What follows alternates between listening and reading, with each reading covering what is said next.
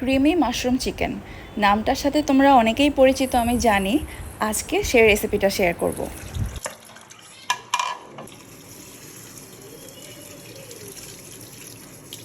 The making process is very easy, yet it taste so yummy. দেখো, স্টেপগুলো কিন্তু খুব সিম্পল। তুমি প্রথমে চিকেনের থাই পিসগুলো নিয়ে নিবা।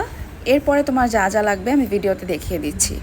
এখানে সবার আগে আমি চিকেনগুলোকে ম্যারিনেট করে নেব। আর ম্যারিনেট করে নেওয়ার জন্য আমার সামান্য জিঞ্জার গার্লিক পেস্ট লাগবে, আর লাগবে soya sauce, chilli sauce and tomato sauce. That's it. আমি ম্যারিনেট করে এক সাইডে এটাকে রেস্টে রেখে দিব ফর 30 মিনিটস। আর একটা কথা, মোস্ট অফ দ্য টাইম আমি খেয়াল করেছি আমি সল্টের কথা মেনশন করি না। তোমরা একটু বুদ্ধি খাটিয়ে ইউজ করে নিও, কারণ সল্টটা আসলে আমার বলতে মনে থাকে না। যাই হোক, এরপরে আমি একটা ফ্রাইং প্যানের ভিতরে অলিভ অয়েল দিয়ে দিব। তারপরে এগুলাকে একটা একটা করে ফ্রাই করব। বেশি ফ্রাই করার দরকার নেই, হালকা একটু গোল্ডেন ব্রাউন হলেই 2 পিঠ ফ্রাই করে আমরা তুলে রেখে দিব। এবার আমি মাশরুমগুলোকে এভাবে করে স্লাইস করে নেব।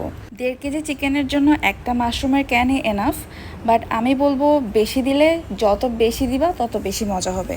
বেশি দিলে কোনো প্রবলেম নেই, কিন্তু কম হলে একটু টেস্টটা কমে যাবে। এরপরে আমি প্যানের ভিতরে বাটার দিয়ে নিব আর রসুন কুচি দিয়ে দিব। আর সাইডে আমি কিন্তু গার্লিক রাইস প্রিপেয়ার করছি, সো ওইটাও একটু একটু করে দেখিয়ে দিচ্ছি। নেক্সট হলো বাটার আর গার্লিকের মধ্যে মাশরুমটা সটে করে নিব। তারপর এর মধ্যে যাবে পুরো 1 টিন ক্রিম।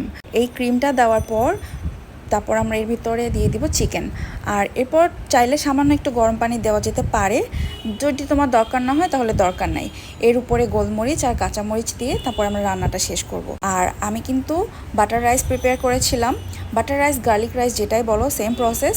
আর সাথে টুনা কাবাব ছিল। এটা খেতে এত মজা, ট্রাস্ট মি গাইজ, তোমরা অবশ্যই বাসায় ট্রাই করবে।